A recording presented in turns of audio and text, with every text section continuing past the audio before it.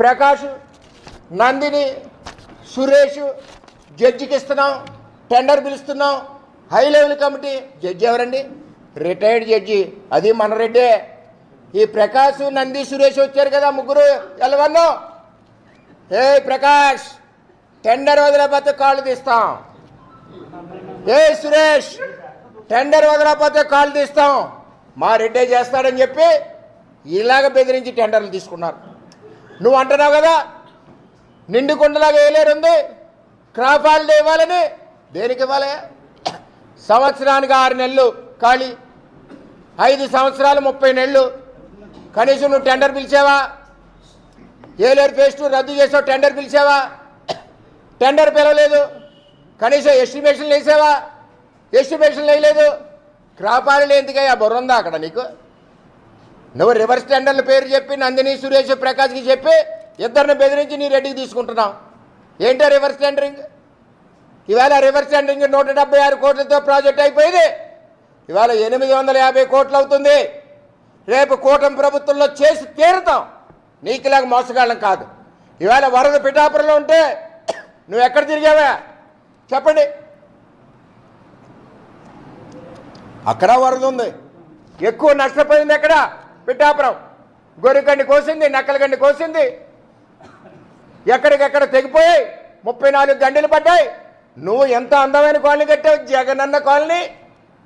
40 ఎకరాలు, ఎకరా అక్కడ 15 లక్షలు, నువ్వు కొట్టేసింది 60 లక్షలు. చుట్టూ నీరు, మధ్యలో పేదవాళ్ళు. ఎందుకు వెళ్ళలేదు అక్కడ? మొన్న నేను మా పవన్ కళ్యాణ్ వెళ్ళలేదా? నువ్వెందుకు వెళ్ళలేకపోయావు అక్కడికి? ఎందుకు? నువ్వు కట్టిన కాలనీ కదా, ఎందుకు వెళ్ళలేకపోయావు?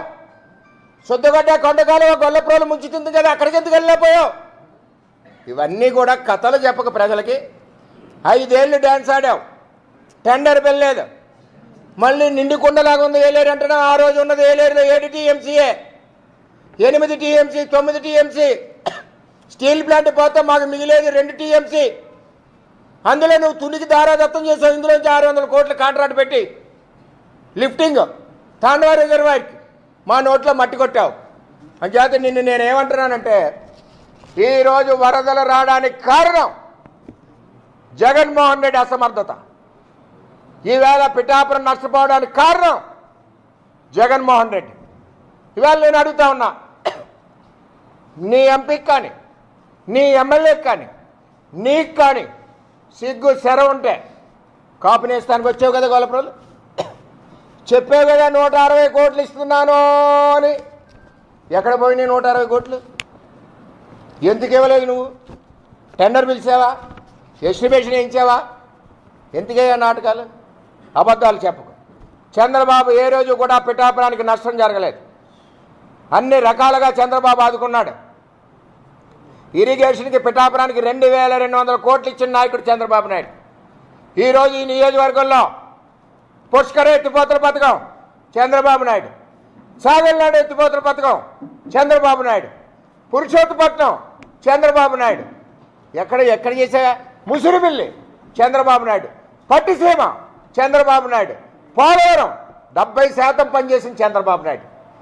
1 అవర్ అంబటి రాంబాబు నువ్వు కలిసి డయాఫ్రామ్ వాళ్ళు పగలగొట్టి నాశనం చేసి వరదలు వచ్చేలా చేశారు మీరు. ఇవాళ వరదలకు కారణం నీ పరిపాలన, నీ టైమింగ్స్ ఏంటండి? ముఖ్యమంత్రికి 10 గంటలకు వస్తావు ఆఫీస్కి, 5 గంటలకు close, Saturday close, Sunday close, మళ్ళీ కోర్టు హాలిడేసు, కోర్టు వాయిదాలు క్లోజు. చంద్రబాబుకి అది కాదు. ఇవాళ చంద్రబాబు నాయుడు విజయవాడ నడిబొడ్డులో బస్సులో పండగ పబ్బం లేకుండా ఇవాళ చంద్రబాబు ఇవాళ విజయవాడ ప్రజలను ఆదుకున్నాడు. నువ్వు బోట్లతో కొట్టి రాజకీయం చేసిన ప్రజలను ఆదుకున్నాడు. అది చంద్రబాబు.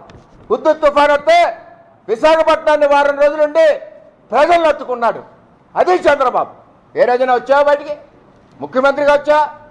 ఈవేళ పదవి కోసం వస్తున్నావు, మళ్ళీ ముఖ్యమంత్రి కోసం వస్తున్నావు. లిక్కర్ ఆదాయం తగ్గిపోయింది, మళ్ళీ ఎప్పుడు ఎక్కేయాలని వస్తున్నావు. వచ్చి 2 నెలలు అవ్వలేదు. పథకాల నీకు 10,000, నీకు 10,000. ఏమన్నా ఈ పిచ్చెక్కిందా? 10,000 కావాలంటే నిన్ను కూడా స్కీమ్లో పెట్టుకుంటాం. జగన్ రెడ్డి అన్నీ ఇస్తాం. చంద్రబాబు చెప్పిన కూటమి ప్రభుత్వం మాటలు అన్నీ ఇస్తాం, ఏమీ వదలం. పేదవాళ్ళ ప్రభుత్వం కూటమి ప్రభుత్వం, చంద్రబాబు ప్రభుత్వం. నీకులాగా ధనవంతుల ప్రభుత్వం కాదు. ఒకటి గుర్తుపెట్టుకోవాలి. ఈ విధంగా మీరు కార్యక్రమాలు చేస్తూ ఉన్నారు. ఏది ఏమైనా 13 లక్షల కోట్ల అప్పు చేసిన వ్యక్తి ఎవడన్నా ఉన్నాడంటే ఈ ప్రపంచంలో ఒక్క జగన్మోహన్ రెడ్డి. 13 లక్షల కోట్ల అప్పుతో చంద్రబాబు నాయుడు ఇవాళ ఇరిగేషన్ ప్రాజెక్టులన్నీ, మూల వేసిన ఇరిగేషన్ ప్రాజెక్టులన్నీ, పట్టిసీమ అవనండి, పురుషోత్తపట్నం అవనండి, పోలవరం అవనండి, భుజాల మీద వేసుకుని 75 ఏళ్ల వయసులో పనిచేస్తున్నాడు.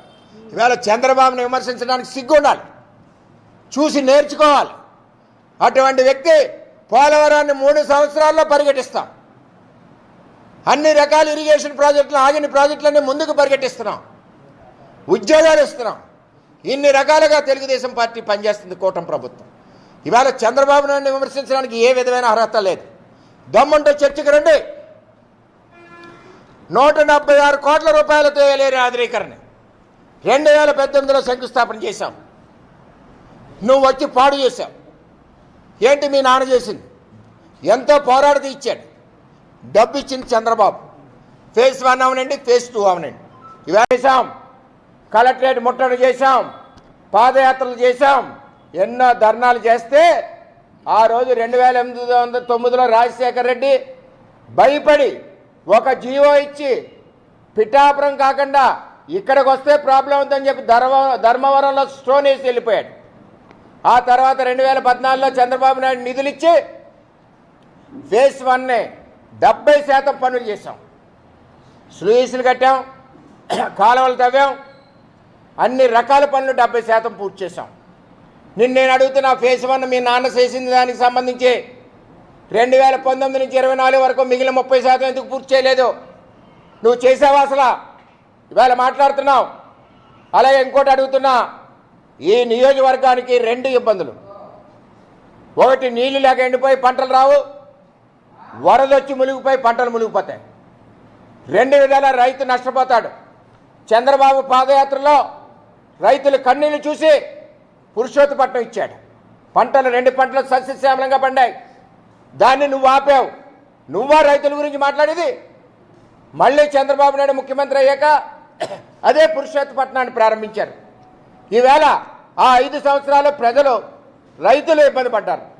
అలాగే ఏలేరు ఆధునీకరణ, ములుగుకు పోకూడదు పిఠాపురం, ఏలేరు కింద రైతులు పాడవకూడదని చంద్రబాబు నాయుడు గారు 176 కోట్ల రూపాయలతో చంద్రబాబు శంకుస్థాపన చేసి, నువ్వు ఏదైతే తిరిగేవో ఎల్లిన నాగులాపిల్లి రావణకపేట అక్కడే పనులు ప్రారంభించాం.